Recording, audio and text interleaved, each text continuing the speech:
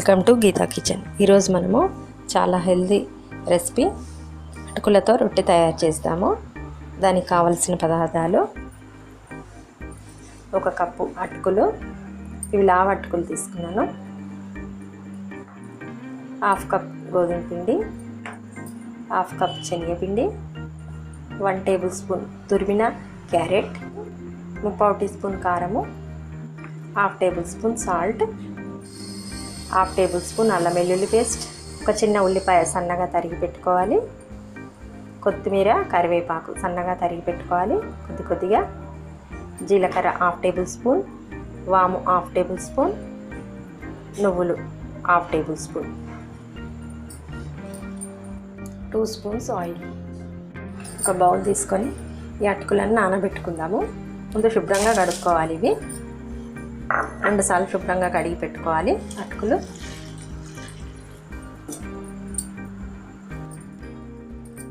కొన్ని నీళ్ళు పోసి కొద్దిగా 10 నిమిషాల పాటు నానబెట్టుకోవాలి. మూత పెట్టి పక్కన ఉంచుదాం. 10 నిమిషాల తర్వాత మూత తీసి చూడాలి. ఇక ఈ విధంగా ఉంటుంది. దీన్ని గట్టిగా పిసుకోవాలి, మెత్తగా.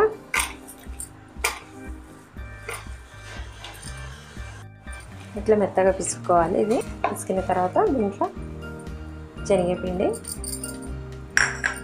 గోధుమ పిండి, కారము,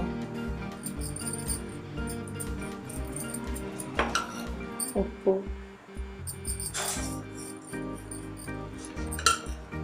క్యారెట్ తరుగు,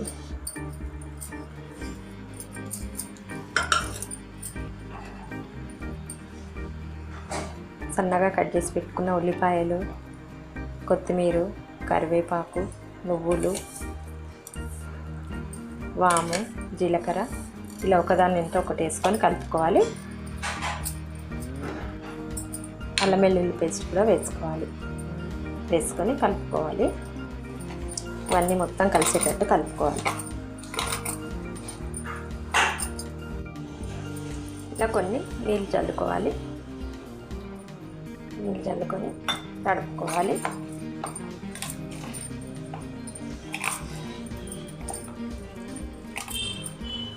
ఈ విధంగా మొత్తం కలిసేటట్టు కలుపుకోవాలి.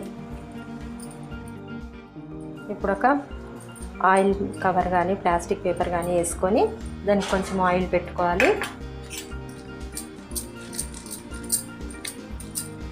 ఆయిల్ పెట్టుకొని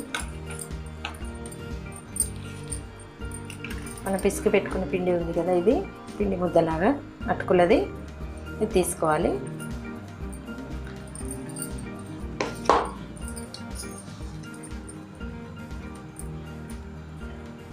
తీసుకొని కవర్ మీద ఇలా రొట్టెలాగా ఒత్తుకోవాలి.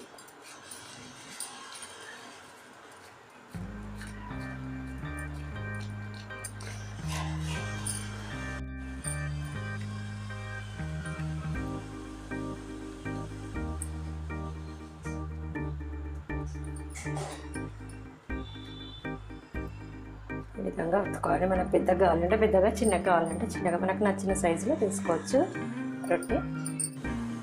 అలాగే ఇంకో రొట్టె కూడా చేసుకుందాము. ఈ విధంగానే అన్నీ చేయాలి. ఆయిల్ పెట్టుకొని చేతితో ఒత్తుకోవాలి.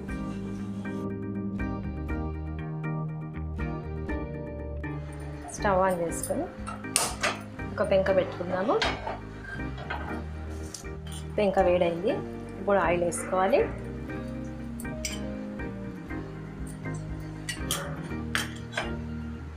ఆయిల్ వేసుకొని ఆయిల్ మొత్తం స్ప్రెడ్ చేసుకుందాము.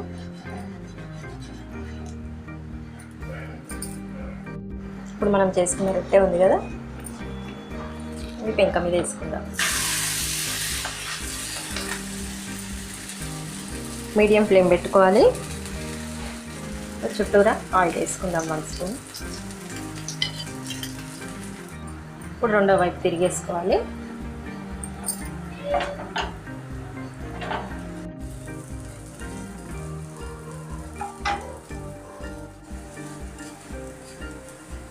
రెండు సైడ్లు చక్కగా కాలింది. తీసేద్దాం. అప్పుడు ఇది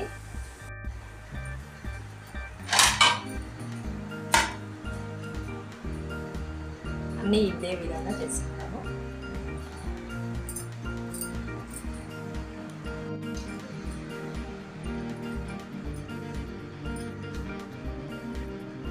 అటుకుల రోటి తయారైంది. అటుకులతో రొట్టెలు తయారైనాయి.